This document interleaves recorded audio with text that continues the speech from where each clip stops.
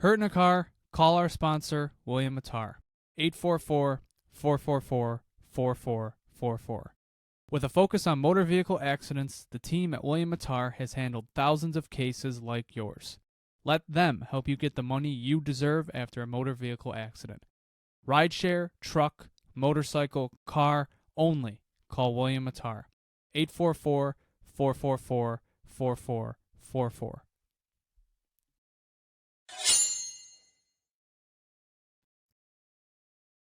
What's even left to say?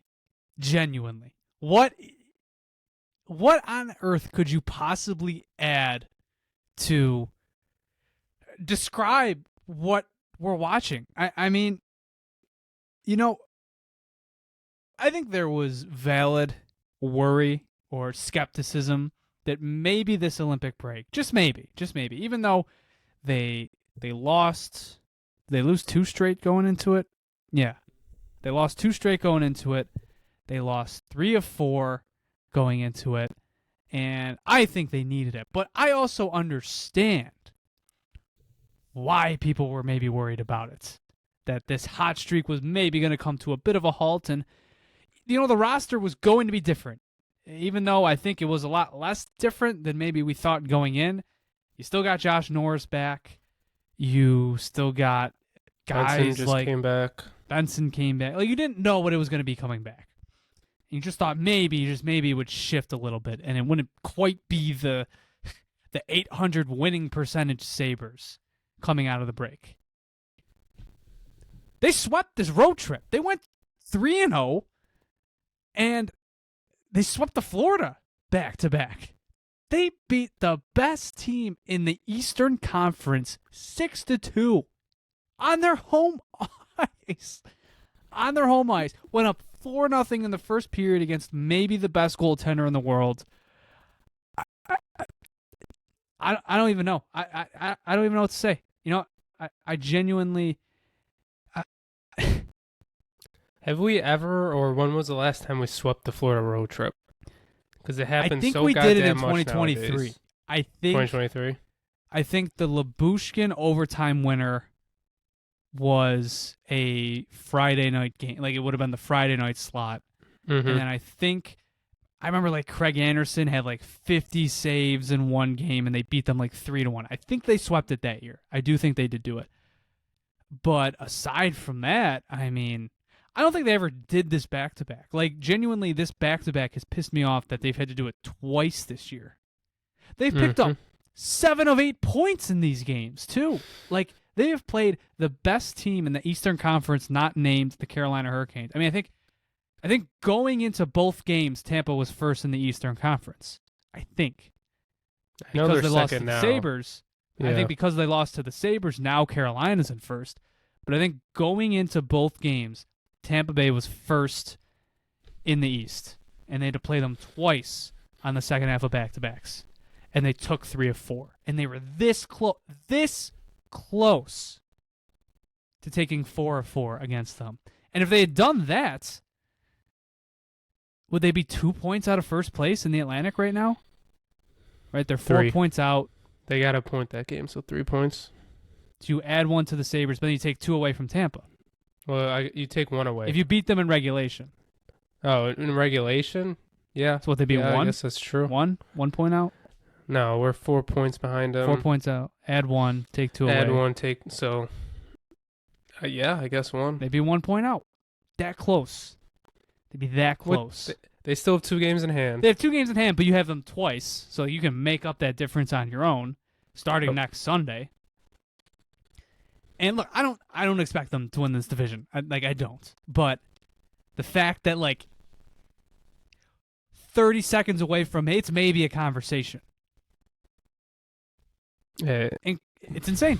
Yeah, They're the it's ridiculous. 6th best team in the NHL right now. They have Money Puck. Money Puck, who has been the most skeptical of their chance to make the playoffs, right? All these models, some of the more advanced ones, whether it's Evolving Hockey or maybe some of the betting models or Sports Logic, like all of them put them in the 80s, in the 90s. Money Puck had them still in the, I think, 60s as of like 2 weeks before the Olympic break. They are 88% right now. Third best playoff odds in the East. Only Carolina and Tampa are better. They're just a wagon. They are on a warpath. It's unbelievable to see the turnaround from December until now, especially on the road too. I mean, it's really, it doesn't even make sense. They're 16, 1-2 in their last 19 road games. After not having a win for this team didn't win a regulation game on the road until December 11th. And I think since that game, I think that's it, right? That was the game that started everything, and they are now, or maybe it's dating back to, no, it was dating, that stretch that I tweeted out was dating back to December 9th. So starting on December 9th, when they beat Edmonton in overtime, they have lost one game in regulation on the road. Overtime loss to Tampa, and I'm trying to remember what the other loss was during that stretch. I'm trying to think. On the road, I don't think they've lost a shootout. I think it was an overtime loss. Overtime against Tampa. Oh. Where do you think? We can't win in Carolina. This. Oh, no, It wasn't Carolina. No, that wasn't. Yeah, it was. It was a regulation That was in regulation, loss though. at Carolina. Yeah, that was regulation, and then... That was the regulation one. What was the other overtime loss? We lost in Columbus on January 3rd. That was in regulation, though, right? Yeah. So there's 2 regulation losses. Okay, I see. That's it. 2 regulation losses and 1 OT loss. Insane, dude. Just insane. They're tied for the second longest point streak on the road in the franchise's history. They went 3 months. 2 months. They went 2 months without a road regulation win. I mean, what is even left to say? And that's with being good at home, too. They're 17-8-3 at home, and they're 18-11-3 away. So what? You said they're 16-2-1 in their last 19? Yep. So I mean, they were 0-9-2 before that, and now they're 18-11-3 away. It's ridiculous.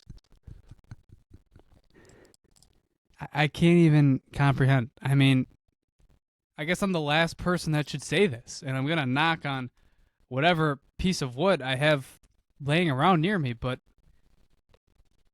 they're going to break the drought. They're going to do this. I think, like, you know, I'm gonna knock. I'm gonna knock as many times as I need to, but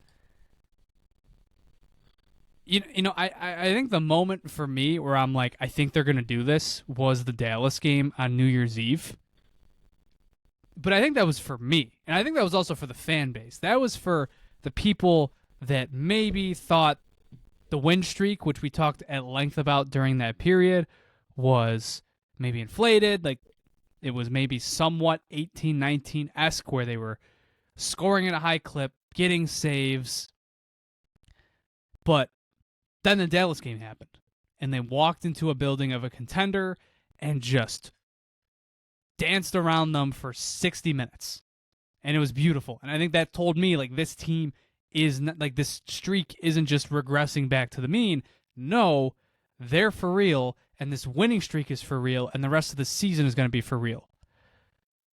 But there was also, you know, even though that would be all true, this is also one of the most ridiculous Eastern Conferences I've ever witnessed in recent memory, where you have, I think if everything was on pace to finish as it was now, I think all 8 teams in Eastern Conference playoff spots right now, I think they all finish with 100 points.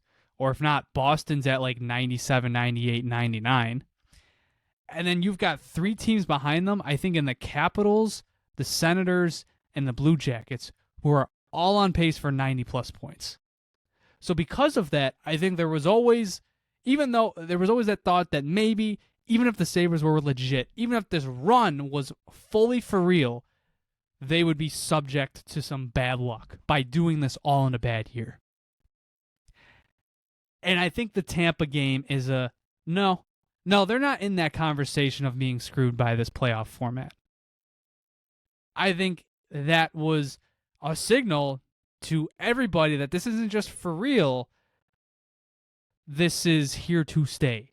They have arrived, and that you can be worried about playoff seeding. You can be worried about how they're going to shape up heading into the postseason.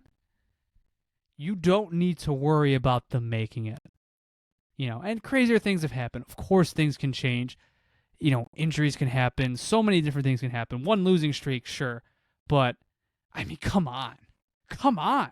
I know the Devils are not a great team, but I feel like it was almost very reminiscent of that game during the winning streak where they went into their barn, the game that Jack Hughes came back. Jack Hughes scored in the first period, and then they weathered the storm and came out with a win. And then last Wednesday, same thing. Jack Hughes returns after scoring maybe one of the biggest goals in USA history, gets the huge ovation for the crowd. Everybody's rocked and amped.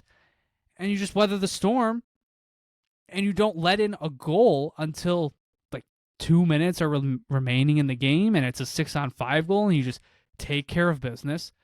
And then you go into Florida and take care of business against a desperate Florida team, and then you just you do nothing but trounce the Eastern Conference leading Tampa Bay Lightning. I mean, come on. Come on. How much more proof do you need? This team is not only for real, they are just safely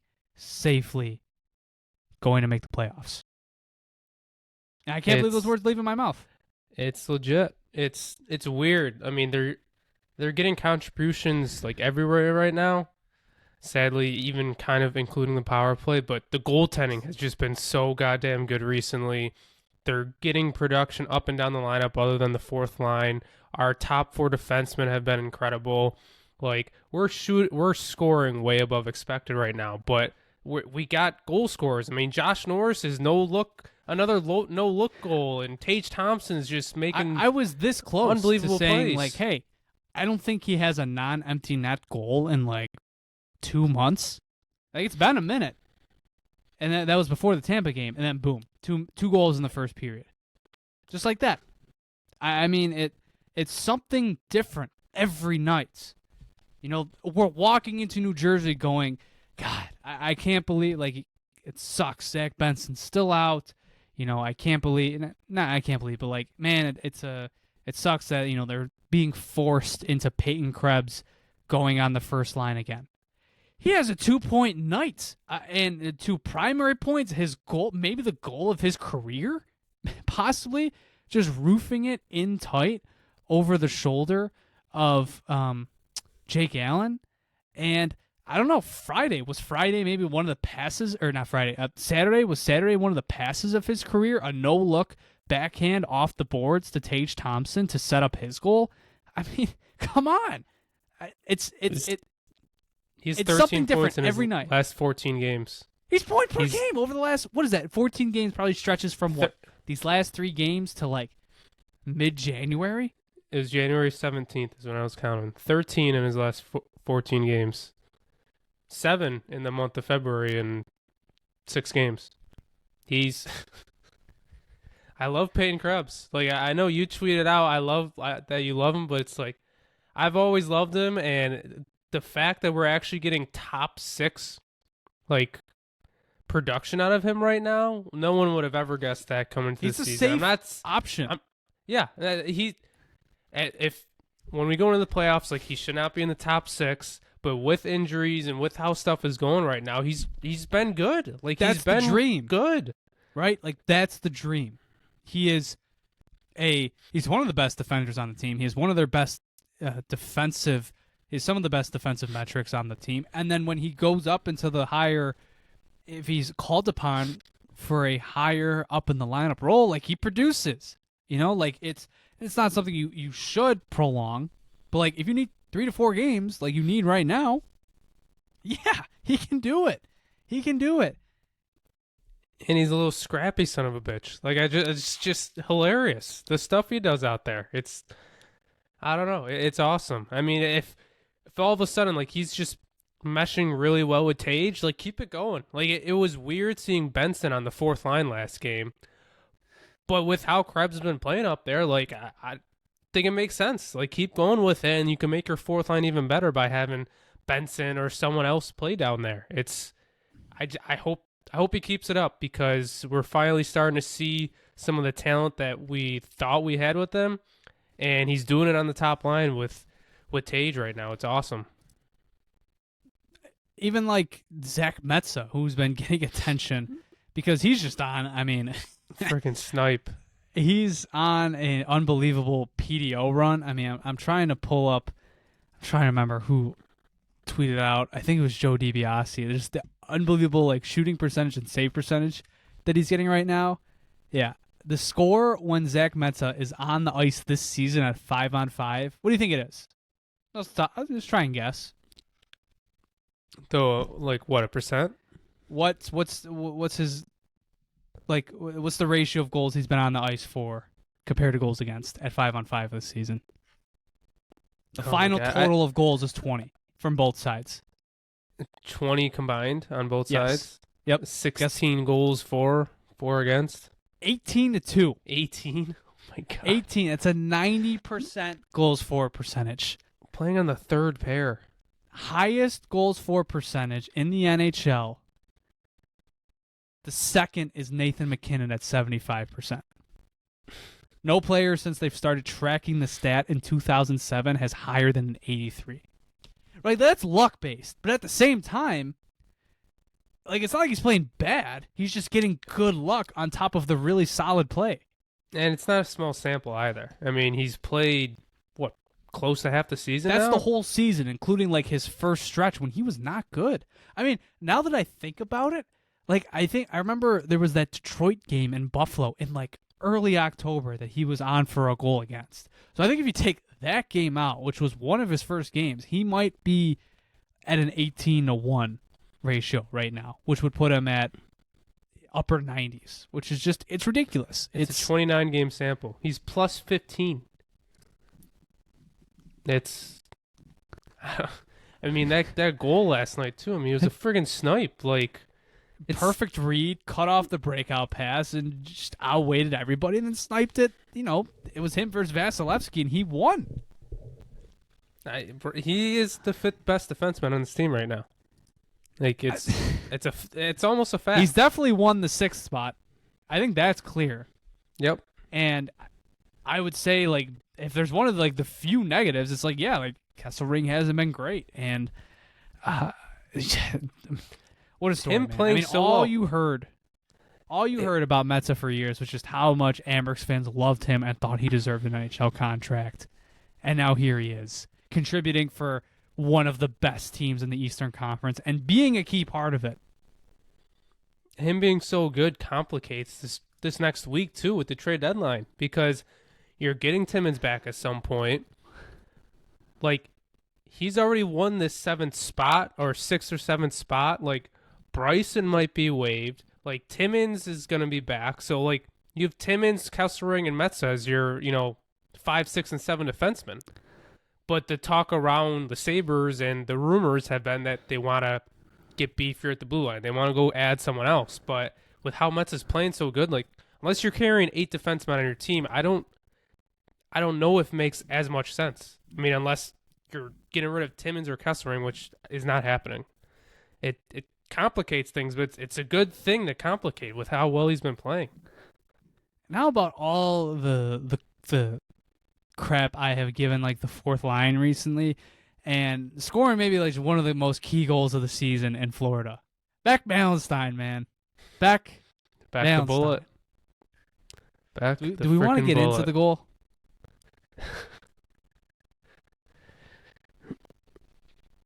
Do we think it should have counted? I know the consensus on the Sabre side was yes, it very much should have. I thought no. I very much thought no. I thought it was definitely getting overturned. I feel like everybody did, right? Like, nobody was saying in the moment. Yeah. It was one of those, like, in the moment, like, oh, there's no way that counts. And then after it happens, it's being like, well, the rule book says this. So, yeah, clearly it should count. They always go against us too, and we won. We won one last night too. Like we're getting One of the stuff best going parts- our way. One of the best parts of this road trip has been making both Paul Maurice and John Cooper lose their mind. John Cooper didn't lose his mind over the call. It was more so seeing him criticize his team a lot after the game. But, I mean, Paul Maurice, he went full tomato as soon as the call was made against him. That was good. That was so good. I don't think it should have been a goal. I don't. I I agree. think in those situations, I always like to put myself in the shoes of what if that happened against us. And I think if that goal goes in with 10 minutes to go in that game in regulation, I think sentiment is a little bit different. Like, is Tarasov catching that if Samuelson isn't there? I think 10 times out of 10 he is. Probably, yeah. Yeah. I know he's outside of the crease, but it's like, I don't know. It's like, it's his glove. Like, he moves his glove, and it's not like, I don't know. I understand. I understand why out of the people thought crease. It should be fair game. Like I don't know. I get, like, think should that's it, the though? only reason. I don't know. I feel I feel like the out of the crease is like for incidental contact. And I know Samuelson wasn't trying to hit the glove, but it's more so like he put his stick in direct path of the glove. Can we just talk about how ridiculous it is too? How this goal, Beck Malenstein's has a point shot and Matthias Samuelson's in front of the net. Like what? With Doesn't 8 even minutes make to go sense. in a tied game, Yeah. two playoff race opponents. I don't know. I another one. Just I don't know. It's a different thing every night. Beck It really Malenstein is. scoring a game-winning 5-on-5 goal. If you're a coach, you just have no idea what goaltender interference is. I thought that was for sure getting overturned, but Yeah, it finally does go went in our back to favor. my rule of thumb, even though I don't maybe agree with it like I just explained. My rule of thumb is like if there's contact in the crease, it's coming back. And I think that example proved it where the contact was outside, so I think they just went with the call on the ice, which was a goal. You know, what do they rule? Do they rule that a goal if the initial call on the ice is no goal? I think maybe that changes things. Yeah. I don't know. I don't Went in care. our favor. Not my problem. Don't care. We've gotten screwed Not in my the past. problem. Your That's right. dynasty was built off of Alex Tuch being like 3 pixels offside 3 years ago. Oh well. I guess it's our turn to get calls. Yeah, that's when you know everything's going right for you. You're getting calls. Both Getting Florida saves. teams you got calls against. Yeah. I was gearing up for Saturday night to be a 6-4 win. Like, as soon as Tampa got that late one to make it, 5-4-1? Was it 5-1? Going into the second intermission, I think. Then they made it 5. I was ready. I was very ready for it to be 6-4, but Gary made a call. Gary made a call. Did. It was a scrappy freaking game too. A lot of scrums and Oslin going at Hagel and getting bitched, but I mean it was nice to see him go I after did find it him funny with people were Dowling. giving him props. I'm like, I mean, I give him props, but I think I would almost give Point more props because he absolutely could have just ruined Oslin's season. For sure. Oh yeah, Point not Hagel, but yeah, no, for sure. But I mean, he did two-hand Dowling. I mean, Dowling of course did cross-check him to start, but As with most scrums. yeah, Took a good old Josh Allen dive, too. yeah, That was nicely It done. was- But it was scrappy. It was a fun Saturday. It was, someday I'll see a Buffalo Sabre win a fight. Someday. Zucker picked a fight with Siegenthaler. Don't know why he did that. Mm-hmm. It was like a solid foot difference between those two, but they got spunk. They got spirit. I'll give them that. Well, the guy who was supposed to win fights for us didn't even get in a fight in his 5 games that he played with us. Kesselring's kind of the only other one who kind of gets in fights, but even so, he's not. He not the really best. doesn't. I mean, I feel like the only other one is really done. I think it's just done gets in fights. I guess so. I Yeah, don't know. but I was laughing the other night. I saw Cousins get into a quote unquote Yeah. scrap with Simon Edvinson. he got bitched. got completely bitched, and it just brought me back. Like, I'm not even making fun of this. Like, I'm just making fun of Cousins. Like, that's a Sabre. Like, he got bitched because every single fight that we get in, they just do not win. They don't win fights. Oh man, 25 minutes uninterrupted of just all over the place. What is this team?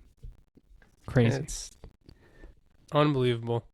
And I really do think it starts with the goaltending. I mean, that's one stat that was tweeted out that Alex Line has been above expected in his last 15 games. UPL has been like elite in his last, Money Puck had 2 months. Money Puck had Line at first in his last 10. Yeah, he's 10th in the league right now. Do you want to talk about something another thing that coming out of the break, like, hey, you don't know really what it's going to look like.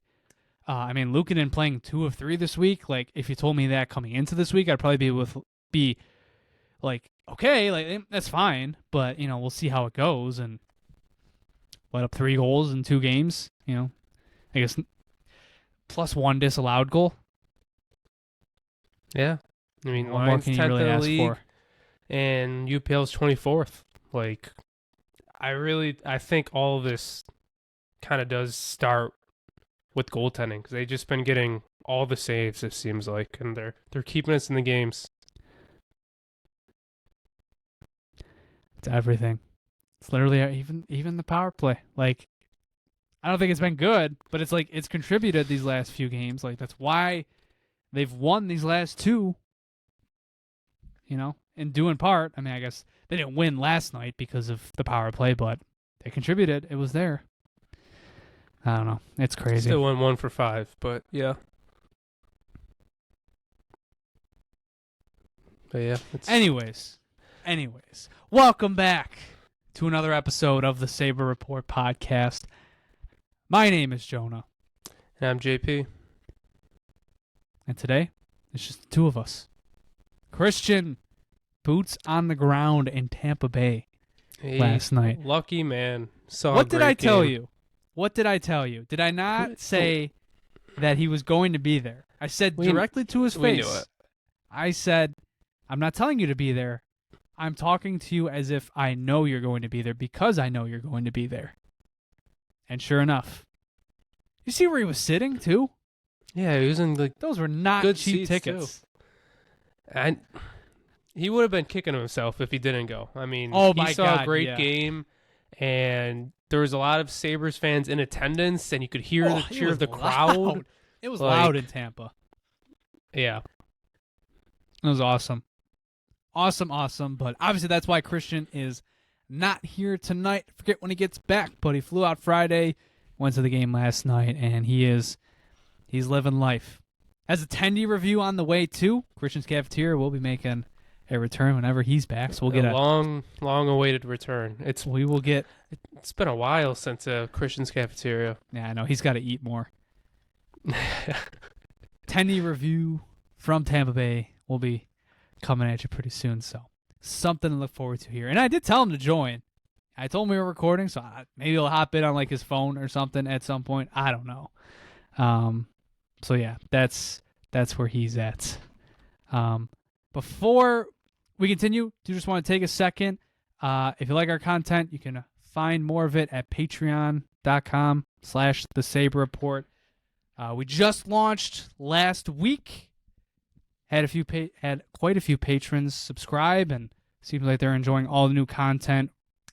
We have 3 available tiers: support tier, which is just access to our posts and updates. And if you just want to throw us $1 to show your support for the show, you've got our core tier, which is access to overtime episodes, live commentary streams, early access to YouTube videos, and then our premium tier, which is giving you access to a whole new podcast, TSR After Hours, which has been a lot of fun to record. We talk about anything except hockey.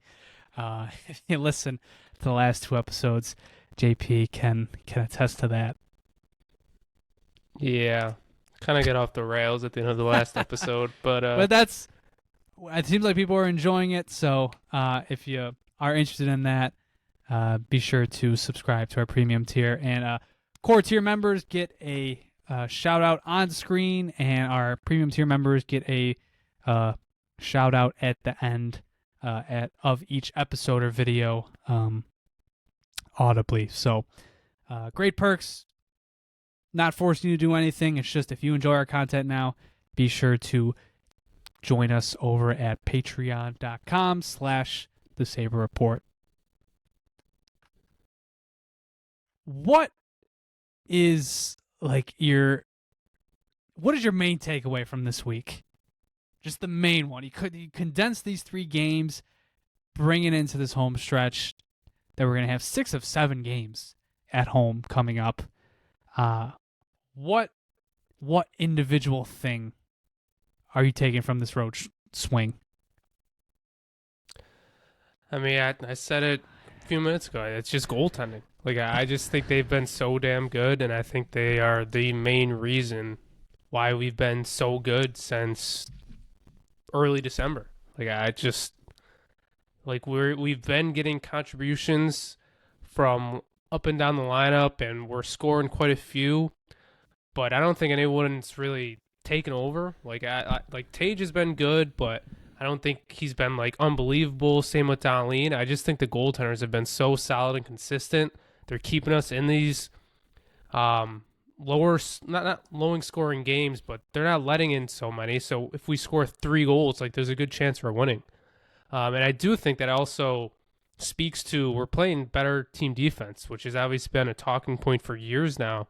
I think they're just playing better overall. They're being more responsible. The top 4 defense had just been unbelievable. I think the goaltending and maybe even team defense just been a main leading factor recently. We've talked about it from time to time from the moment that they started to get hot back in December. And I think as recently as last episode, because somebody asked us about it in our mailbag, we have debated about hey, who starts game 1 of a playoff series? And every single time it has been Alex Lyon. And I think for the first time, maybe that isn't the case. I'm not saying it definitely isn't the case, but I feel like this week is the first instance where I'll ask you right now, if the playoffs started tomorrow, who's your game 1 starter? I think I'm still going with Lyon. I think you're still leaning that way. Good. I still think you're leaning that way, but man, it's like a 50-50 call right now. Yeah, I don't think there's a wrong decision. They've been so good, both of them, and the only reason I lean Lyon is because he has playoff experience. That's literally probably the only reason I would pick him over UPL. But both of them have been unbelievable. You can maybe look at that playoff experience. It wasn't great. He wasn't amazing in that series against Boston. And that would just be to make the case more interesting. I still think for now, yes, I do lean Lyon, but I think there's a case to be made where Luukkonen's might be the guy to go at for game 1. I mean, what does it tell you about Ruff that he went to Luukkonen for 2 of these 3 games? I was really surprised he played the first game back. I feel like Ruff has always had his number 1 guy, and I think he's leaning on UPL right now with that. I mean, we'll see what happens this week. But I think he's probably leaning UPL over Lyon right now. But I do think it really is a good split. I think we'll both see them both play 2 games this week. They got 4 games. But I was surprised coming off the injury. I was very surprised that UPL started, but it definitely has worked out so far. Do you know when Colton Ellis' last game was? I think we looked at this last pod. Wasn't it middle January? It's been a while. It was February 3rd. He played against that second half of the back-to-back against Tampa. Oh, yeah. How many games does he get down the stretch here, assuming there's no injuries? I honestly I don't know don't if know he if he answers plays another one. game. Like maybe when crazy to Maybe say, if we maybe when they've clinch. clinched. Yeah. Like, yeah. No, I And don't like know. even if he'll you play look at another his game. last 3 starts, 886 save percentage, 889 save percentage, 870 save percentage. Before that, a 903. So not bad. But you have to go back 4 games before you get to a really good performance, which was when he had a 938 in Madison Square Garden.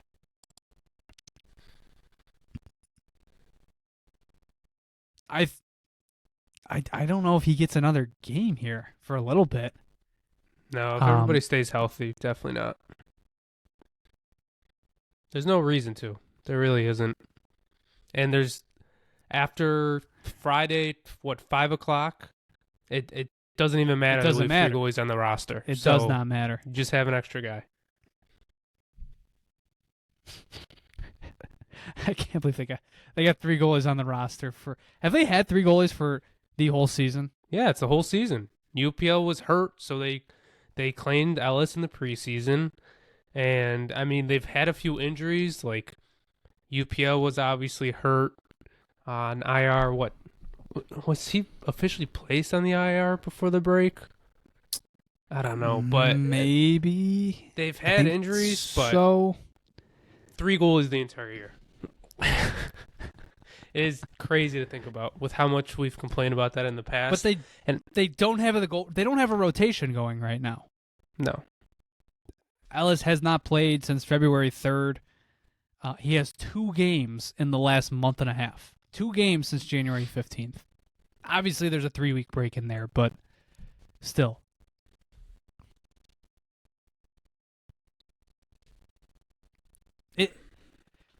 It's too late. Like, they're not going to do anything, but it does just make you kind of wonder, like, should they look at something through this trade deadline? But I don't know. It's just more interesting for, like, him, where, I mean, he might go the whole season without playing again. And they're not going to send him to Rochester because they probably won't be able to get him there. I mean, especially, this week, I feel like there's still a bunch of teams looking for goaltending. I don't know. Who knew that we'd have 3 goalies the whole year? It's unbelievable. But it is what it is. Really wasn't a conversation. Yarmo's just going to sit back this whole time. He's not going to do anything this year. It will truly be Kevin Adams' team. It won't be Yarmo's team. What happens at 3 p.m. on Friday if Jarmo Kekalainen has not made a trade? Kevin Adams is going to get a bunch of GM of the Year votes. That's what's going to happen. Do we just do we allow Adams to be let back into the offices on an interim basis, or do we let his key code for the offices work for the next 3 months? I feel like at that point he's earned it because genuinely, Kekalainen has not. He's made 1 trade and it was Victor Neuchev for Gavin Bayreuther, and that was it. Yeah. Only decisions he's made is keeping Olsland up and calling Const up for 9 games. That's it. Mm-hmm. It's funny. It's very funny. It's really ironic. It's going to fuel people to be like, yeah, maybe Kevin Adams wasn't such a bad GM after all. Mm-hmm. Revisionist history. It really is. But results also speak for themselves, so it's just really weird. Yeah, I kind of did get sick of the man. I wonder what Kevin Adams is thinking right now. When they went on the hot streak, and even when it continued over to mid-January when they were still streaking. Now I'm genuinely yeah, I wonder what he's thinking. I mean, they have the best record in hockey, aside from Tampa, and that's it since he got fired, or since he was rumored to get fired. Mm-hmm. I wouldn't be able, if I were him, I wouldn't be able to look at a player on this team in the eyes. No. It's really, really? You couldn't have, just a week earlier? No? Nothing? It had to be me? Okay. All right. Whatever. Maybe after the season, depending on how good of a playoff run we have, do you think Terry shoots him a text like, "Hey, Oh my god! You think they still hey, text during games? good job." Who breaks no contact first? Definitely Terry. He's like, maybe I was a little preemptive in your firing. Still thinking of you. Or do you think think someone's telling Yarmo like, "Hey, like this isn't your team. Like you have to make some sort of move before the deadline, or you're gonna get no credit." It's so funny. He literally needs to do one move. That's it. One move, and it's his team. He's taking his time. We're in the final stretch here. The trade deadline is in 5 days. Not even. 4 days and 20. Not even 20. Like 18 hours. It's crazy. Can you imagine? Like, what a whirlwind. This dude was probably gearing up for a retool. Maybe even a rebuild. I mean, we were having conversations. Like, if the Sabres do not come back and win against Philadelphia in their first home game, where they were getting like completely outclassed for like 2 periods, which is funny to look back on, given how Phillies looked the last little stretch here. I don't know. Like, we felt like Lindy Ruff was like a game away from getting fired. This whole team, like, we were having conversations about, like, you know, they were kind of like looking into the future conversations, but like, is Tage Thompson gonna ask for a trade? Is, like, dear God, is Rasmus Dahlin going to have enough of this losing? Is, you know, I mean, Alex Tuch, it was like a certainty, like, goodbye. You're not, you know, we can't sign you. We can't even ever entertain the thought of signing you. He's gearing up for basically all of that. That's basically why he was brought in. I mean, they were 500 when he was hired. And now he's gearing up. He's probably he's going through his head. He's like, okay, there's maybe a limit as to what I should do. Like, maybe I shouldn't swing big here. Yeah, doesn't want to mess up the vibes. I mean, coming into the job, he set up the team, letting them know, like, all of you are expendable. Like, he was probably so many. If you guys lose one game, you're all gone. They proceeded to not lose one game. He probably had so many ideas on what he was going to do, shipping out a few players, maybe making a big move, and all that's been thrown in the trash. And I don't know. I'm pretty confident saying he's not going to make like a big splash move. He might make some like depth moves. I don't think he wants to mess up the vibes. I think that's why he hasn't made moves this entire time. I mean, it makes sense. I think, obviously there's enticing names out there like Robert Thomas suddenly maybe being like likely being on the move, and maybe Kyrou not too far behind, and Pettersson, it sounds like it's finally going to happen. But I mean, I think, it is. It's crazy to say as much as we've talked about. It's like, shit, dude. Like, maybe they don't need to add big. Not in terms of like not that this team's a Stanley Cup contender and they don't need to like rework something, but it's like, what you have in place is so good, and disruption of chemistry is a real thing. I mean, if you're getting a Kyrou or a Thomas, I don't think Noah Ostlund's surviving that trade. No. Maybe you're able to pawn off Hellenius instead for like a Kyrou. If you're going after Robert Thomas, Noah Ostlund is not staying on this team. There's just no way. And like you almost can't do that. He's one of your best players. Almost can't do. I'm not saying like you should weigh that conversation, right? Like Robert Thomas, like players like him are not available in trade. But like if you look past Thomas, and like if Thomas looked at you and said, "Well, I have a no trade clause. I don't want to go there." If Kyrou looked at you and said, "Well, I have a no trade clause. I don't want to go there." How much higher can you really like? Are you going to go after a Vinny Trocheck? I was gonna say, I know his name's out there.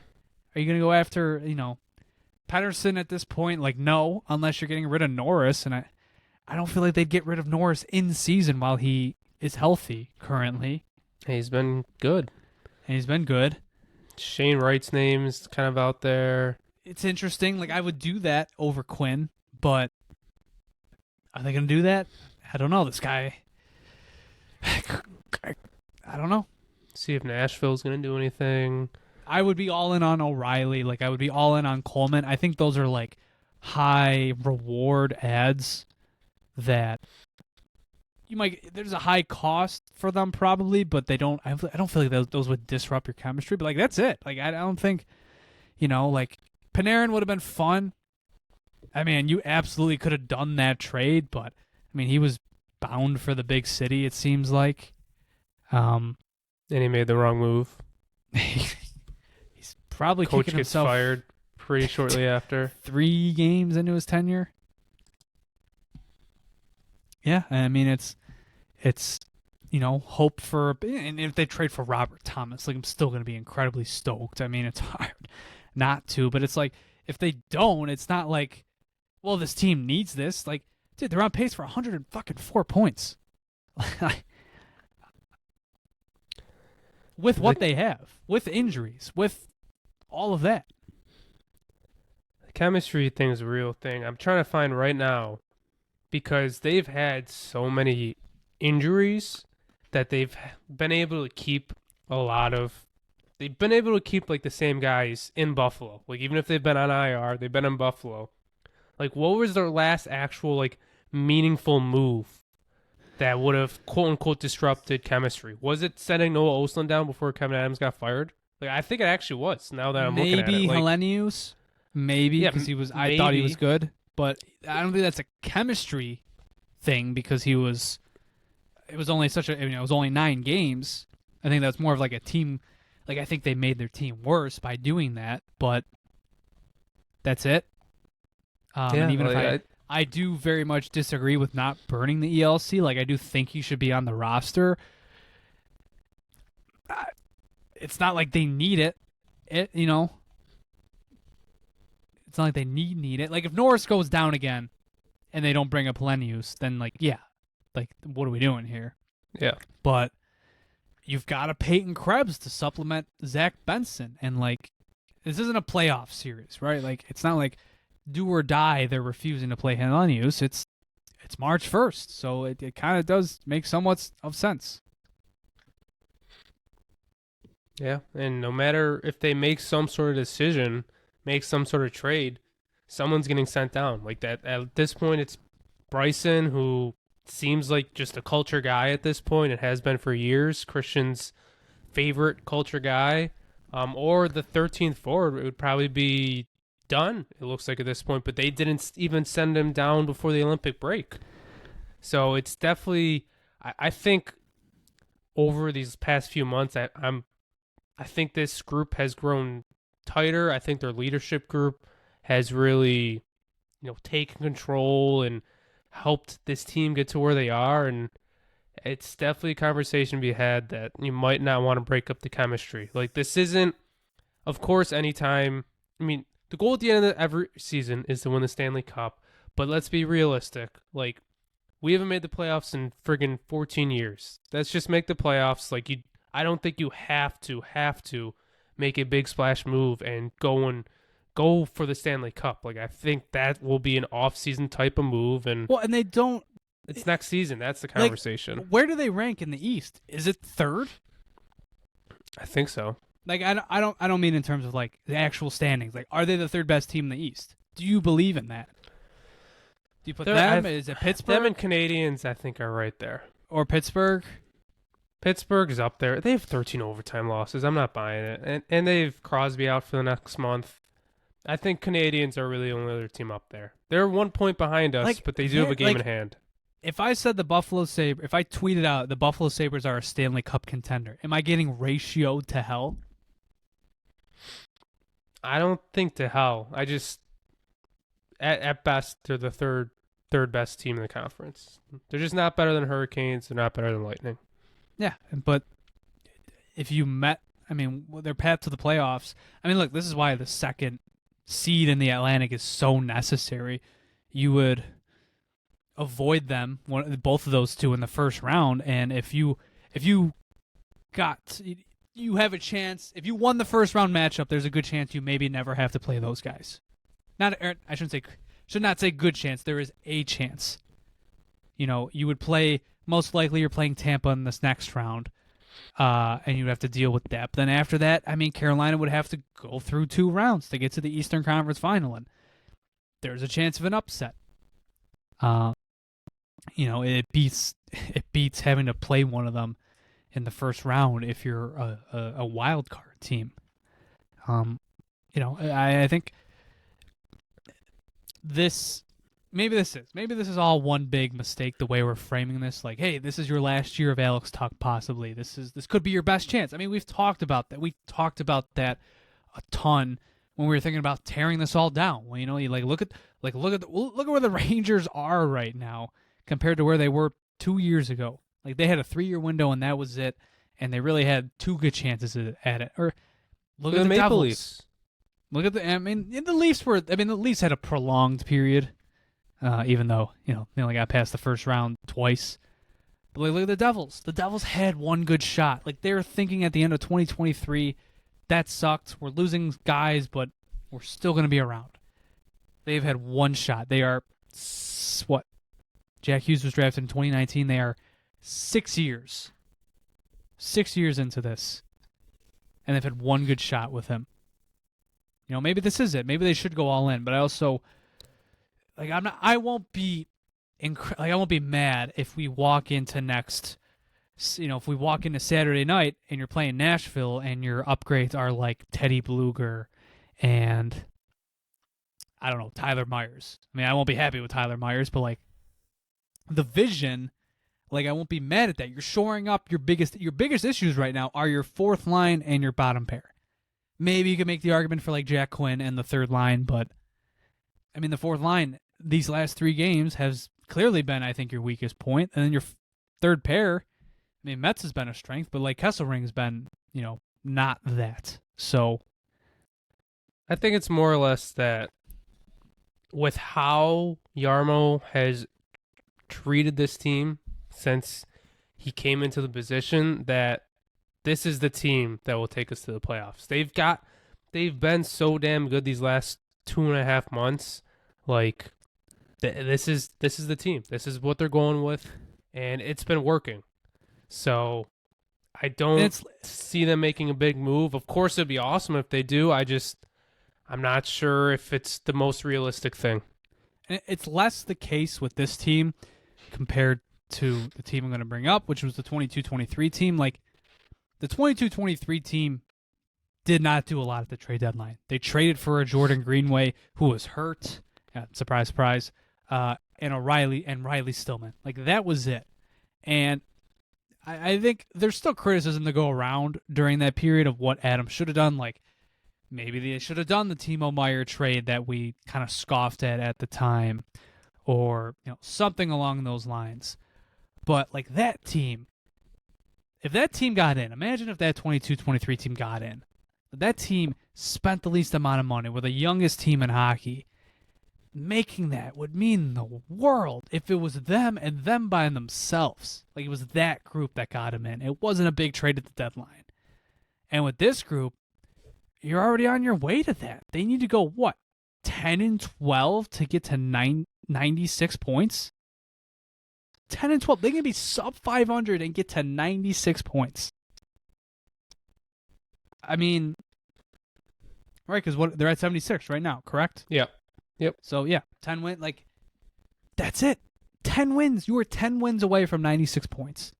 And I think I saw a stat today that 97 points, no team in NHL history has ever missed the playoffs with 97 points. Not once. So you could go 10, 11, and 1 and get to 97 points. This group has already proven to the league that they're good enough to buy into, and just doing that by themselves, that symbolically just means the world. And I think it would mean a lot. I don't want to say it would mean a lot to that room if they got no help. Don't get this twisted. Jarmo Kekalainen needs to add to this team.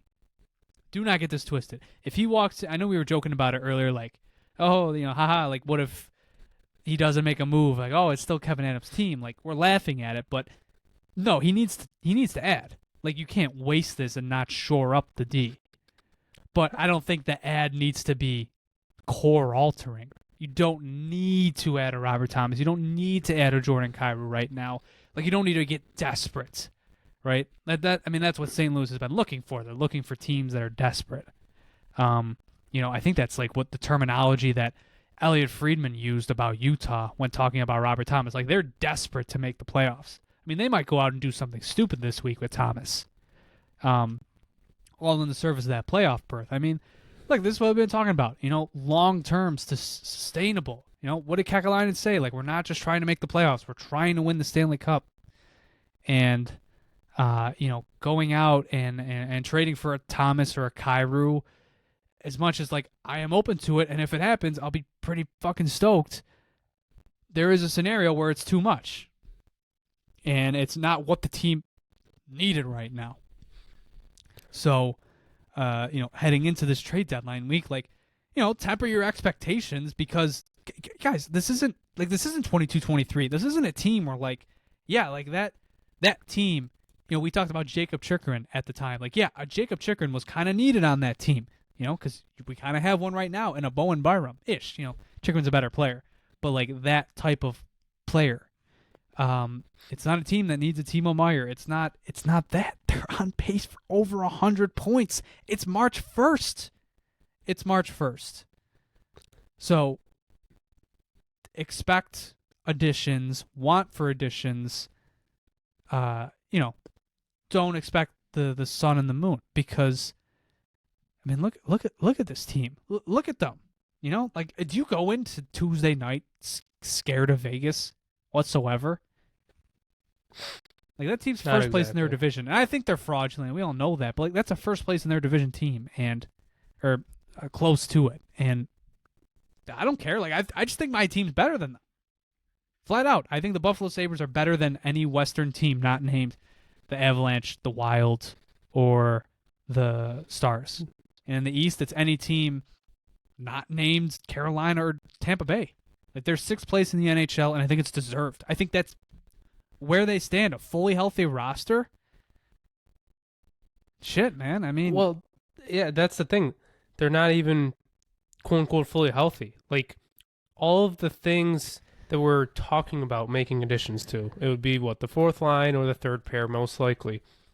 I hate the conversation of, injured players coming back into their quote unquote trade line acquisitions, but Connor Timmins coming back. There's there's a third pair guy. When Justin Danforth comes back, there's a fourth line guy who can hopefully help out with the scoring. Greenway probably not coming back, but maybe Kulik makes a return, and, like, there's another guy. Like, they have guys still on the team that are just hurt that could come back and fill the roles that we're kind of looking for right now too. So it's a weird situation. I also do wonder, not to accuse my hockey team of faking injuries or lying to the league, but I do wonder what, like, 4:00 on trade deadline Friday looks like when the roster limit is expanded. How many guys are elevated off of IR? Like, has Timmins been maybe quietly healthy this whole time? Has Danforth or so? Like, can they not skate with the team? And can they not skate with the team because rules dictate that? But even though they've quietly been healthy, like, is it one of those situations? I don't know. I don't expect it with, like, a Kulik or anything like that. But I think it goes back to the goaltending. They don't want to lose Ellis. It is good insurance. Like, I support the 3 goalie rotation. I support 3 goalies on the roster. Say, watch it. I support 3 goalies on the roster. It's got to be a 2 goalie rotation. And that third goalie's got to be prepared to not play for long stretches. Like, I get that. I think, how long have we been predicting that that's what they were going to do with those 3? I feel like a long while here, or at least when the trade deadline started to, like, get into sight, and, like, every single game that the 3 goalie rotation was going to affect the roster, somebody went down with an injury. It was one of those things. So I do wonder what the IR shakes out to be in about a week's time. I do, as much as we've framed this conversation where we're probably not going to make any big moves, I do think if Robert Thomas and Jordan Kyrou are legitimately out there and are actually going to get traded by the deadline, you do have to be in those conversations, though. Because I do feel like ideally next offseason, especially assuming Tuch walks, we're going to need to make a big move. And if Kyrou and Robert Thomas are still on the Blues going into the offseason, those are going to be two of our top trade targets. So yeah, I do think if they are going to get traded now, like, you do have to seriously consider it. I should also preface Friedman this has said they've been looking for a lot, so you do have to be careful. I do want to preface this by saying, like, when we get to the offseason and, like, that caliber trade has been made, like, it's like JP said, this team is going to need that with Tuch probably being gone. And I think, like, this is a 100-point team, right? Stanley Cup contenders, they're traditionally 110-point teams, like, in that range. Like, how do you add 6, 7, 8, 9, I guess not 9, but like 5, 6, 7 points to your roster? It's like, adding another big-time player. And I think that if Kekalainen does not make that trade now, I am expecting him to make it in the offseason. I have just my perspective is I completely understand if he waits this out, like if he just shores up the team's deficiencies and they go on a fun run, they win a playoff round, maybe even friggin' 2, and have a great ride, rejuvenate the fan base, get people to buy in on this team, get the Sabres' names off of no trade lists after this year. Yeah, the summer I'm going to expect something big, not maybe not core, not like, I won't expect a Robert Thomas because there's not too many Robert Thomases in the league, but like a Jordan Kyrou, like, yeah, or like when Florida traded for Sam Reinhart, something like that. That's why, like, I really love the Blake Coleman idea because I think the team is missing another Josh Doan. Maybe they're missing something higher, maybe something closer to a Robert Thomas, but like another Josh Doan in the lineup is maybe what they're missing. And like Blake Coleman is exactly that. He's an older version of that, a much older version, but he is that. So, when we're talking about this trade deadline, like I don't want it to all ride or die on this, because this is a big opportunity, and I think he could, really take advantage of this run that they can go on. But I am still like, he's got a lot of things to juggle this off season, and I think just enjoying the ride now. Maybe not enjoying the ride is the wrong way of saying it, because it sounds like he's almost procrastinating or just not paying attention to his duties until the season's over. But like, he's going to, we're going to have the Lindy Ruff conversation after this season. The Alex Tuch conversation is not done. So I have high hopes for the off season in terms of additions. I'm excited for this week, but I'm also expecting, like, make my team better. You don't need to make it incredibly better. Yeah. It's not necessary. Last 2 trade deadlines, we quote unquote made core altering decisions. Norris for Cousins and Mitz for Byram. Like, they don't have to make a decision like that right now. So we'll see what happens. I mean, realistically, the only quote-unquote core move I could see, and I know quite a bit of the fan base want it, would be Jack Quinn. I'm not saying he's part of the core, but like, I think he's the one top 9 forward that you kind of upgrade with. But he's Seth Appert's guy, and like, I just don't see it happening. I've been saying this, like, you could do that with Consta, and that would satisfy me. Trade and someone Quinn on this podcast said that Jack Quinn might not be tradable like a few weeks ago. So yeah, who was that idiot? I mean, at that point, that third line was producing like crazy. But no, I don't listen. I don't think he's going to be traded. You're right. Like, that's the highest part of the lineup where you look at something, you're like, something should change there. Like, I think they'd be better off if they made something there. And it's like I said, like, they could do that internally, and I'd be satisfied. So, that's where, that's how I feel about that. And just to add on to the offseason point, even if you kept Tuch somehow, like I will say, if we win a few playoff rounds, maybe he'll drop his price. Who freaking knows? I mean, we had more rumors come about that we're going to talk about. Even if we kept Tuch, we still have to make a big move in the offseason. And if you lose Tuch, then you probably have to make like one or two moves. Yeah. Yeah. Keeping Tuch makes that a lot harder, though, Like, that's $8 million sure. just, poof, gone. Like, then I feel like if Tuch stays, you kind of have the Josh Norris conversation then. I don't know if you should be having the conversation. Well, I'm saying, like, you how he's been can't make playing. a big move without shedding big money. If you want to bring in a Robert Thomas in the offseason, like, got to move $8 million, and there's only one other $8 million contract on the team, so that's just where my mind goes. But, like, like I said, that's an off-season conversation, and I don't know. I just don't think Tuch's sticking around. But, we can touch on that in a sec. Because, before we get into that, a word from our sponsor. If you're hurt in a car, you can call our sponsor, William Mattar. 844-444-4444. With a focus on motor vehicle accidents, the team at William Mattar has handled thousands of cases like yours. Let them help you get the money you deserve after a motor vehicle accident. Rideshare, truck, motorcycle, car, only call William Mattar. 844-444-4444. So Chris Johnston had a little interesting nugget that he put out. I think it was in his podcast. It's funny because I think last episode I went on this whole long tangent about how, like, I'm very tired about the Alex Tuch talk. Like, it's so clearly not going to happen, yada, yada, yada. Well, I'm bringing it up only because this is a new piece of information, which I guess kind of makes sense, but it's still interesting to hear. The Sabres' official offer to Tuch is in the eights, the $8 million range.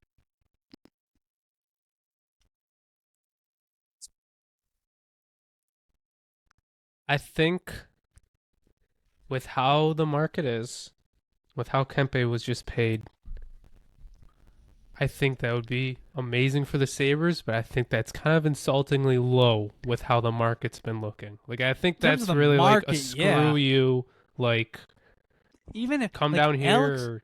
Alex Tuch could sign for like a 2-year, maybe not 2-year, but like a 4-year deal at 8.5, and I'm still not feeling fantastic about that. Like, $8 million feels fair for him. I guess maybe that's just like, I am just so against the idea of $10 million. But, it is kind of encouraging to know that $8 million is where the Sabres stand. I think that's kind of the correct place to be. It's almost too correct. I'm almost like, could we've gone a bit lower, maybe? These contracts like to find themselves in the middle, and if we find ourselves in the middle of that, we're in the 9s, which I don't exactly love. I think it's just nice to hear, especially considering Jarmo's comments when he first got hired, that we need to re-sign Tuch and we need to keep him here. And I think the front office and Jarmo are kind of in the same opinion as us, that that's just too much money for too many years. So I don't think they'll be handing out an extension, and if he does re-sign here, it's not going to be for as much as he probably wants. If you were to put a percentage, go ahead.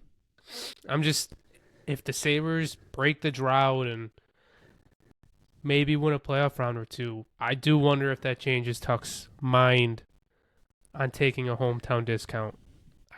From his standpoint, I still don't think he should. He's been grossly underpaid for years now, it's still his hometown team. I give him all the power in the world to do that. Like, I literally say, Alex Tuch is potentially the most underpaid player in hockey over the last 7 years or 8. I think the contract's run 8 years.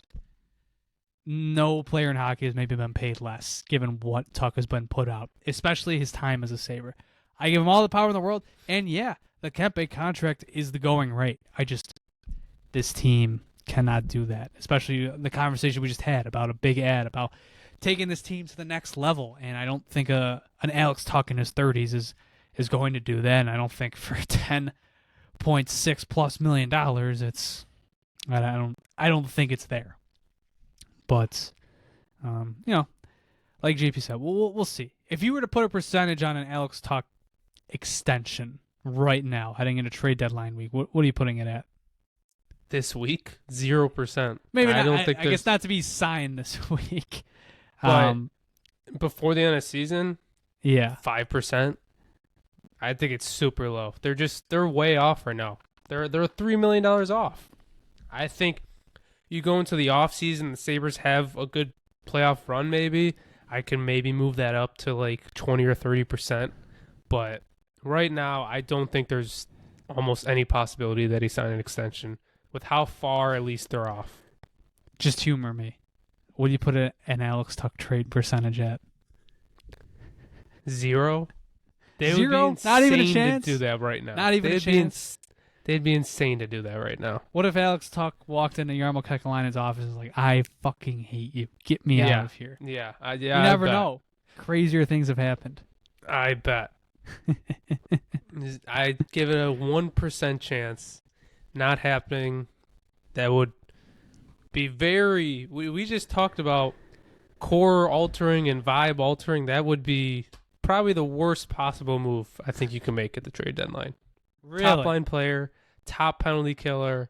I don't... A captain. You know what Alex Tuch reminds me of? He reminds me of the friggin' power play half the time. Because I feel like I come away, maybe not so much, because the power play is just straight up bad, and Alex Tuch is not that, but it's just like, Alex Tuch just doesn't, it's still, throughout this whole season, just doesn't feel like his normal self. Like, I do feel like he's, especially now that the contract is not going to happen until this season is over, I feel like he's playing careful, and I understand that.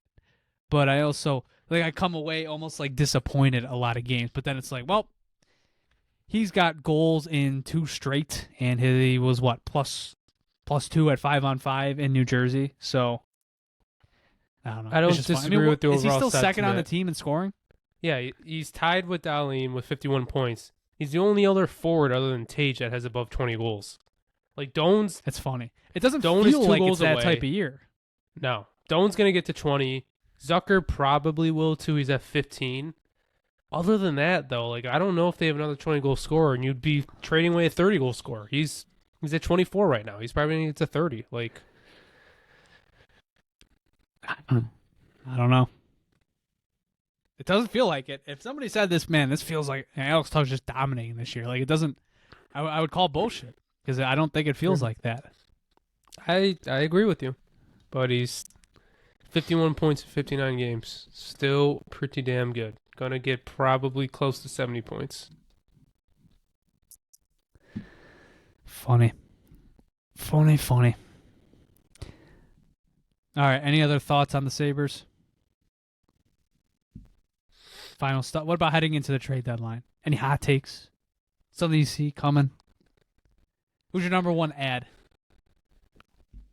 If you say Tyler Myers, I'm going to reach through my monitor and It's choke not you. Tyler Myers. I don't even know. I don't really know. Like, it's any actual targets that I think they're looking at are just fourth line or third pair guys, and like It's hard to get I don't know. excited. Yeah, I get it. I don't really have any targets, to be honest.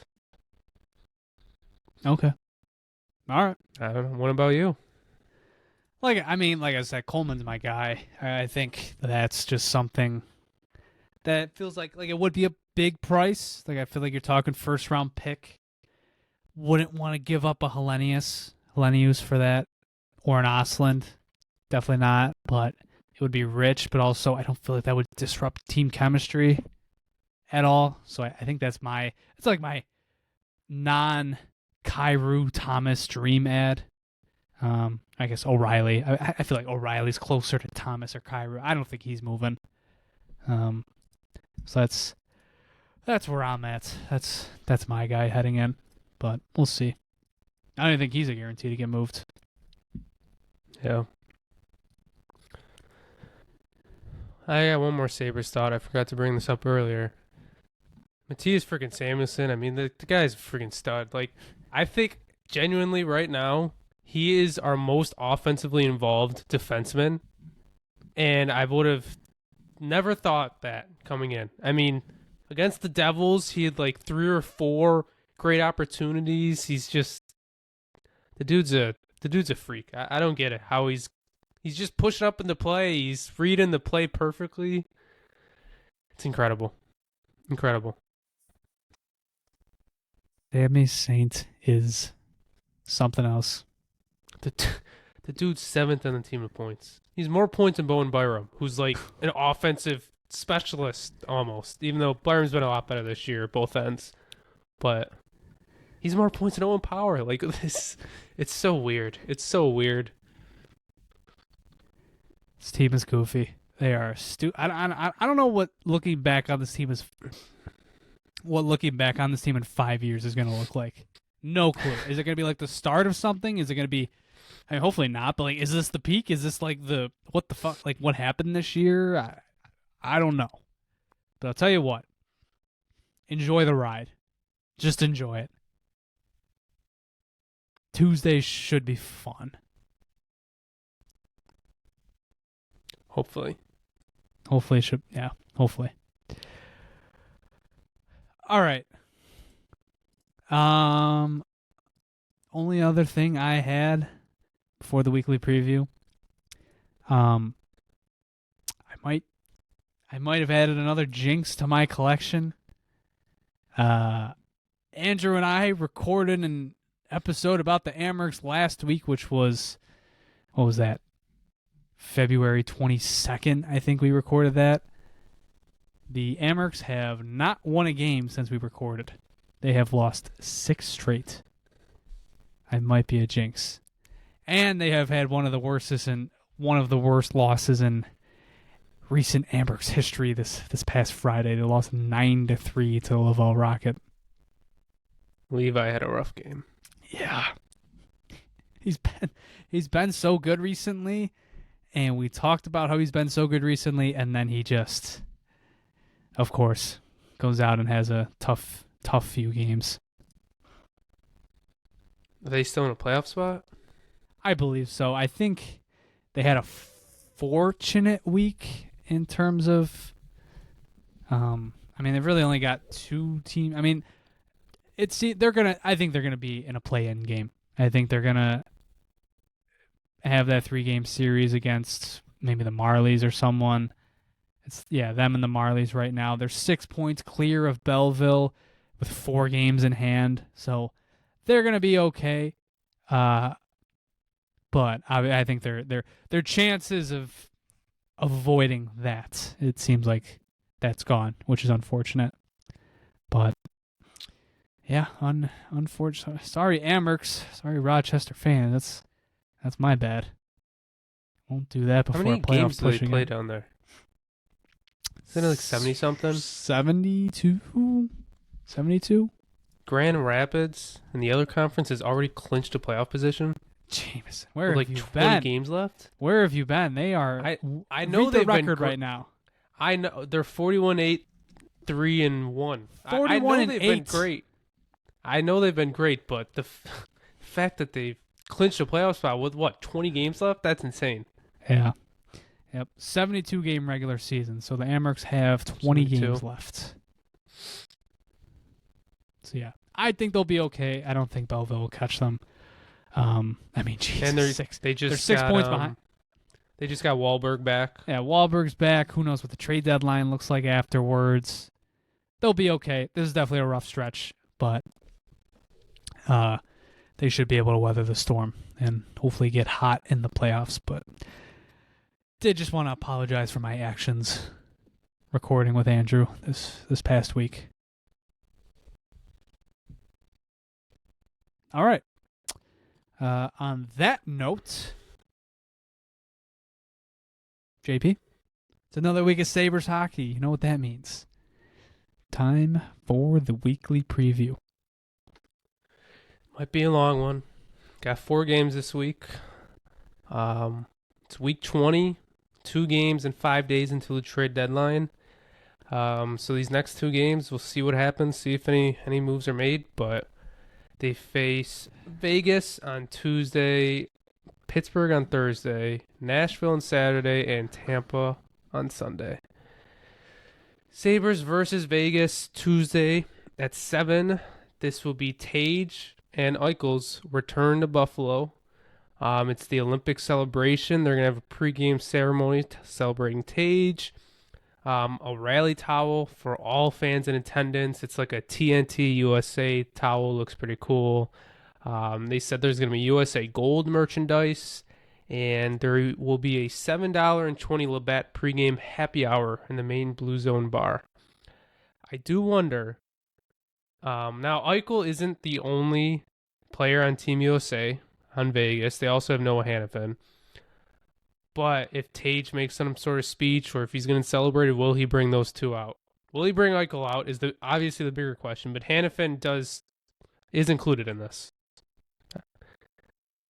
Please don't, Tage, what please. Is your final? He'll probably do something because Jack Hughes was basically asking him to. He's like, "Oh, I really hope Tage does something," not knowing that Judas is coming back to Buffalo for the return game. No, Judas is overreacting. But like, we went into this in the Patreon exclusive episode last week. I can't cheer for Jack. It's not. No, thank you. I'm not putting any USA hockey accomplishments. Well, if you cheer for him for the gold medal, sure. Anybody who has said forget the past, get over it, get the fuck out of here. Absolutely not. Absolutely not. No. Well, no, I'm not. I don't disagree, but I think I'm not saying boo him. I'm not saying boo him when this happens. I'm just saying I'm not cheering. I won't stand up and clap. Like, no. He doesn't deserve that. You know? Like, all is well. No. I agree when it comes to the Sabre stuff. But I mean, 1 gold for USA. He didn't win this for you and me, JP. He did not.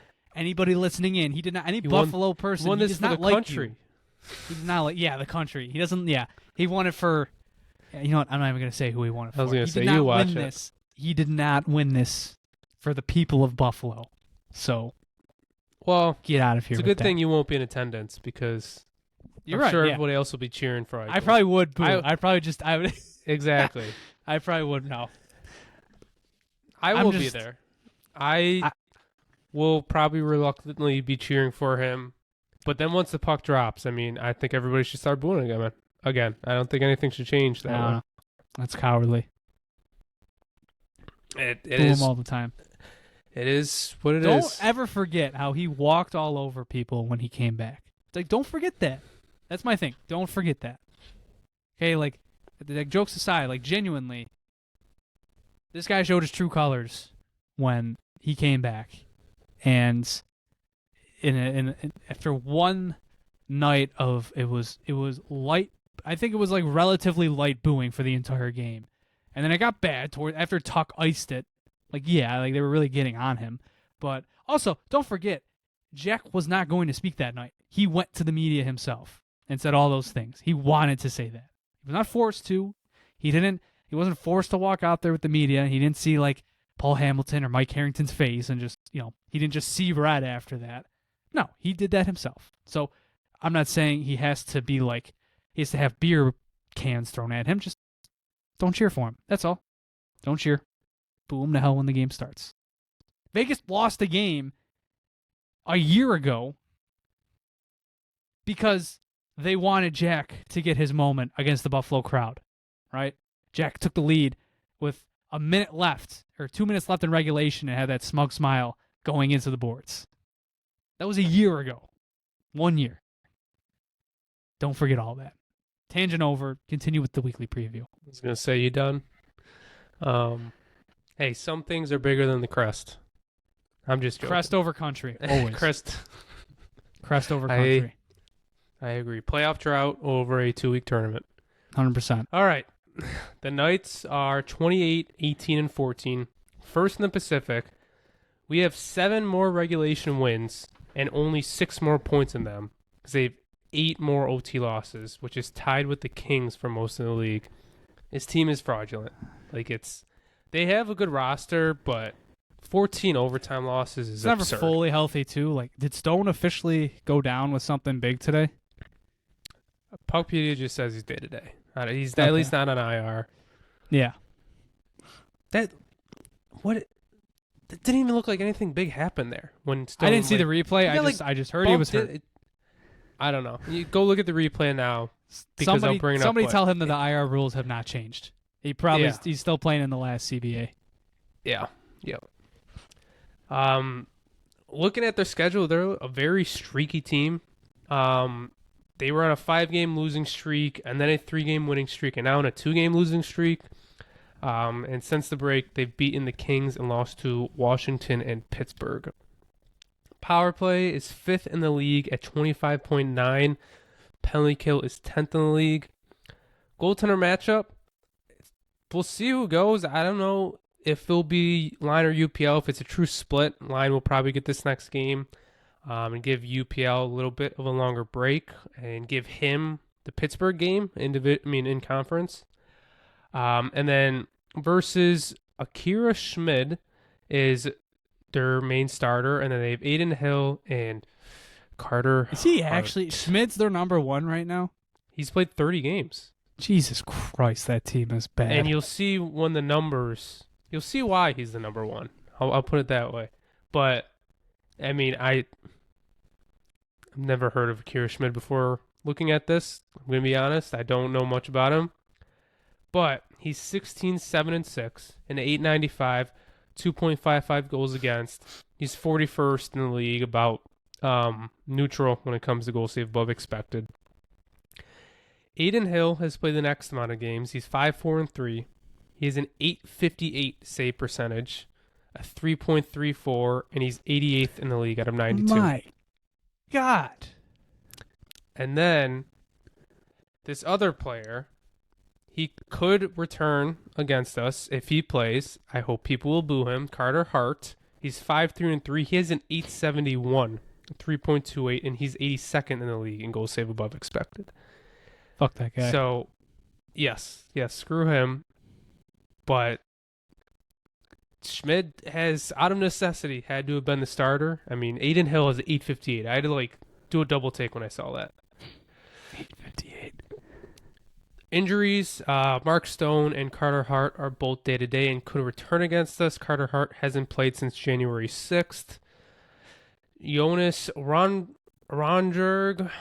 Brett Howden, and William Carlson are all day-to-day but probably won't return against us. And Alex Pietrangelo is out for the season. Mark Stone has 21 goals and 39 assists in 43 games. He has the highest points per game on the team. He has 22 power play points. Marner, in his inaugural season with Vegas, he's a point per game with 16 goals and 43 assists. He also has 18 points on the power play. Their power play is very good, so a bunch of their top guys have a bunch of power play points. Thomas Hertl has 51 points, and Pavel Dorofeyev has 47 points. Shea Theodore is leading the defensemen with 27 points, and Hannafin is 20.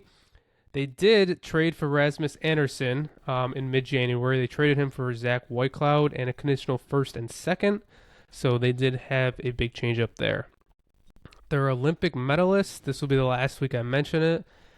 Mitch Marner, Mark Stone, and Shea Theodore got the silver with Canada, and then Jack Eichel and Noah Hannafin for USA.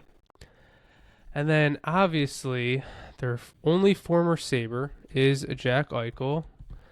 And it looks like I did not actually put him in, but he has 21 goals and 47 assists, so he has 68 points in 52 games. He is doing his thing. Key to this game, play at 5-5. They have a really good power play, and honestly, don't let Eichel take over Tage's night. Did you see this stat? This one is from Liam Blutman on Twitter. The last time Vegas beat a team that is currently in a playoff spot was November 20th. What? versus Utah. They November? have 4 wins all season versus teams currently in a playoff spot. Holy They beat the Hurricanes twice, surprisingly. Thank They've you. beaten the Red Wings and they've beaten the Mammoth. That is it. That's actually insane. I did not. They are fraudulent. Holy shit. I didn't realize how fraudulent they are. That's crazy. Yeah. Wow. Okay. Well, then you better friggin' win this game. I'll put it that way. Yeah. Better friggin' win. Yeah. Sabres are at Pittsburgh Thursday, 7. This is a ESPN Plus game, I believe. Or I think it's on ESPN. Penguins are 31-15-13, second in the Metro. They have 1 less point than us with 1 game in hand, and they're third in the league in OT losses. Since the break, they've beaten New Jersey, lost to the Rangers in a shootout, and beat Vegas. They play Boston on Tuesday before us. They have beaten us twice this year so far. Thanksgiving Eve 4-2 and 5-2 in our last game before the break. Their power play is 11th. Their penalty kill is 14th. Goaltender matchup, either UPL or Lion versus R2's Seelovs or Stuart Skinner. Seelovs is 13-7-8, 902, a 2.86, and 0.7 goal save above expected, which is 40th in the league. And then Stuart Skinner was obviously traded from the Oilers to them. Since being traded to Pittsburgh, he's 8-4-2, 890, a 2.66 goals against. And over the course of the entire season, he has 6.5 goal save above expected, which is 23rd in the league, and that is right above UPL. Their injuries, Philip Hollander is day-to-day and could return against us. Jack St. Ivani, Caleb Jones, and Sidney Crosby are all week-to-week.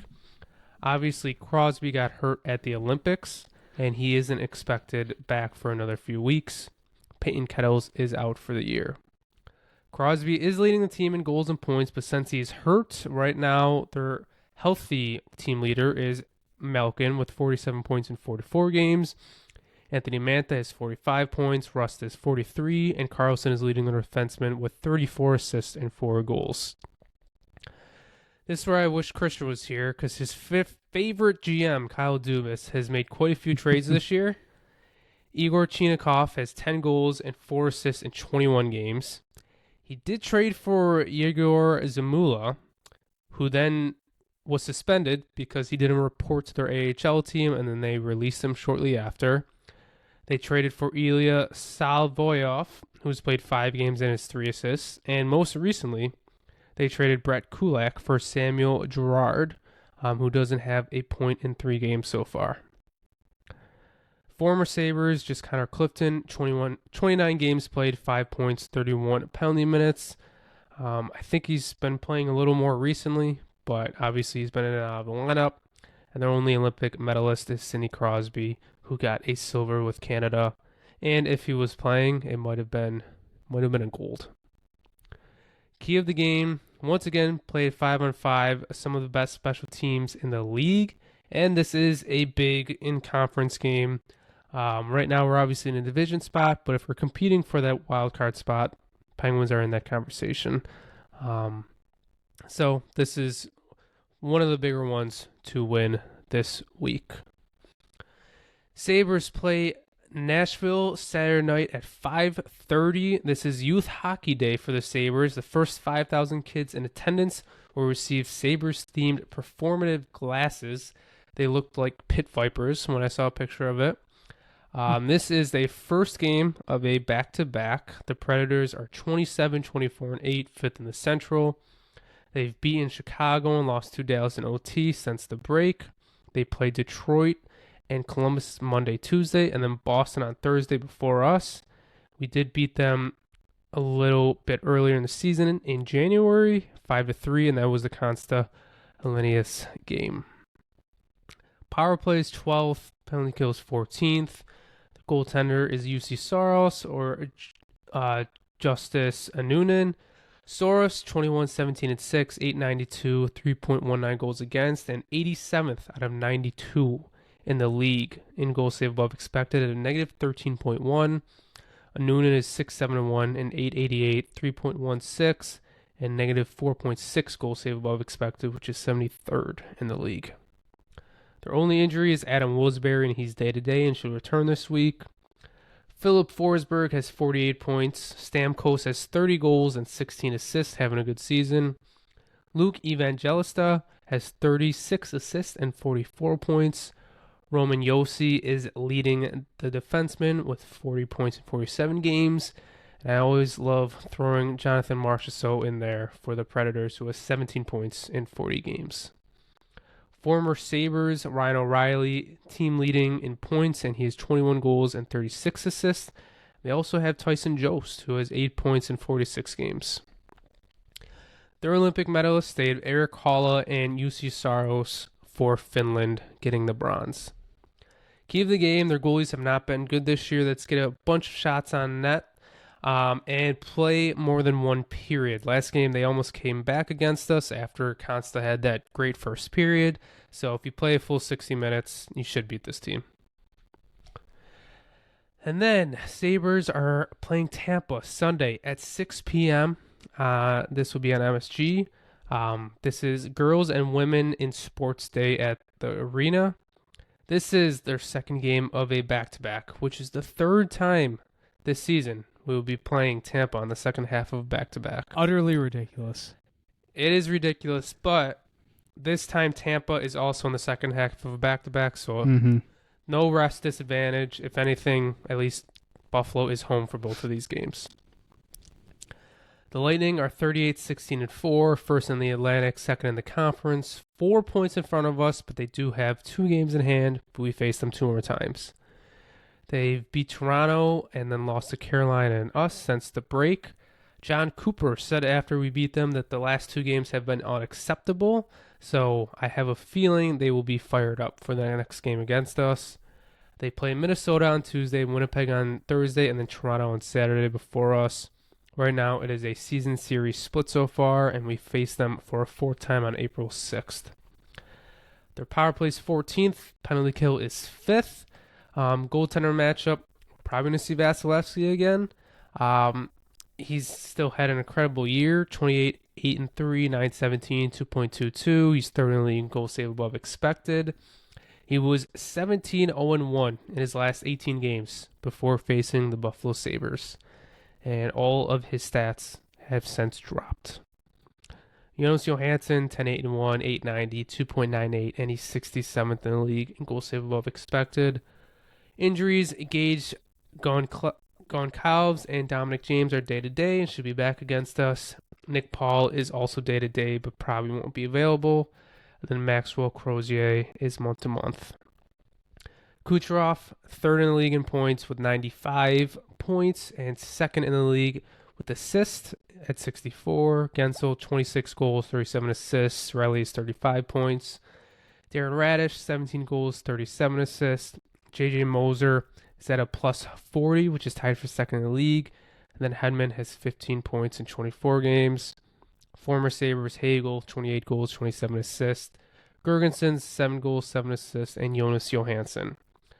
All of a sudden, this is a huge division game. If you take this one, the division might actually be in reach, depending on how the rest of this week goes.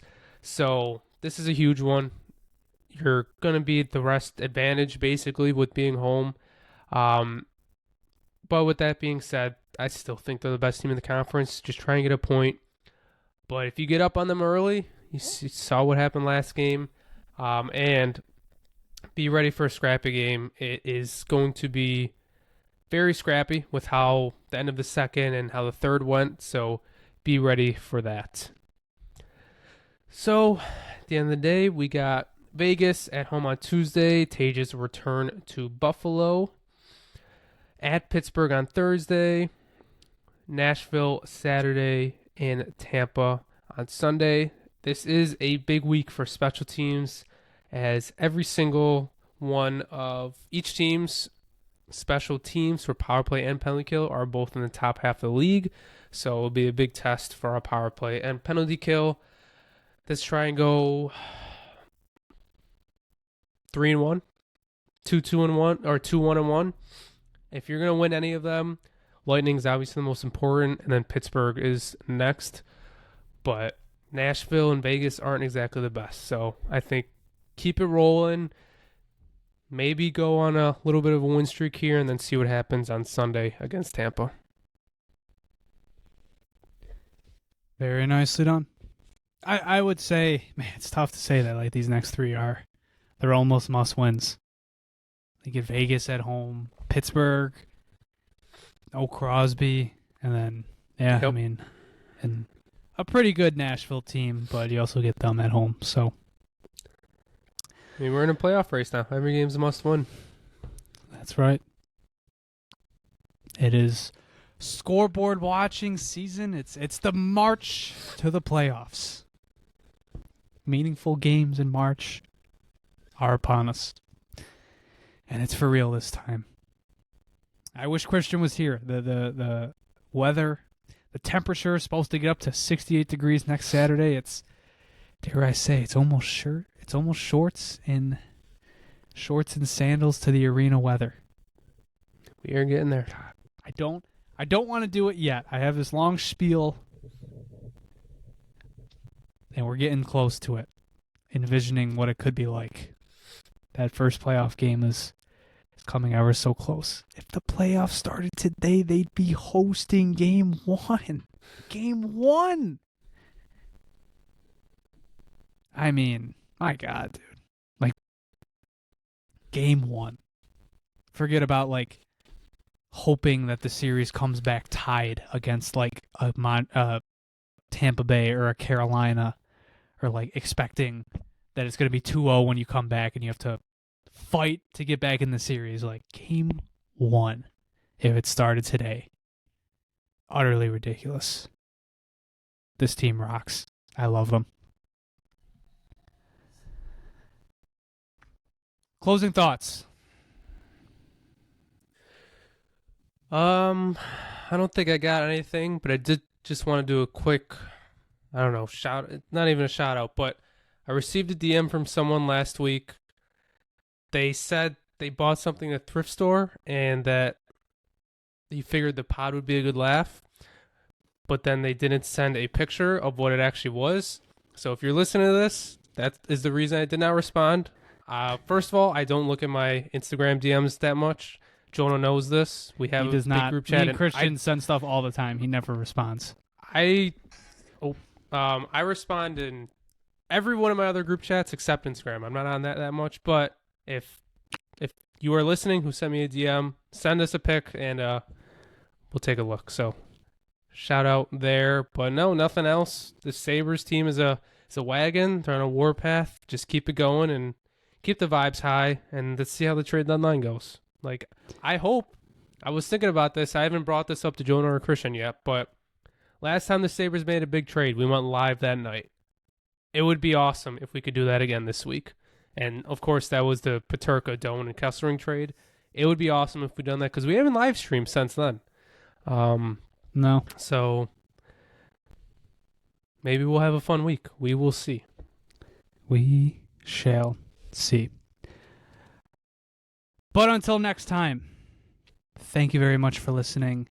Be sure to follow us on Twitter at the Sabre Report, also on Instagram, TikTok, Facebook, and YouTube at the Sabre Report. If you listen to this on YouTube, be sure to like, share, and subscribe. Leave a comment down below. Lots of positive talk about the team today. Talk about the trade deadline. Leave a comment below on who your favorite potential ad is, who you think the Sabres should go after, who they should stay away from. Would love to hear your input. If you want updates for the pod, you can follow us at Sabre Report Pod. Go give our friends over at the Buffalo Sports Talk podcast a listen. Off-season mode has engaged, and we are coming up on free agency. It's this month, right? Yeah, I think it's relatively soon. Look, it's got to be really soon. It's usually like middle March, I think. I mean, the Combine, I don't know if it just wrapped up. I know the Combine's been going on. I don't know when it actually wraps up. Free agency is March 11th, so not this upcoming week, but next week. So they'll definitely have a lot to talk about, and they love stuff like the combine and draft, so they are getting fully into that.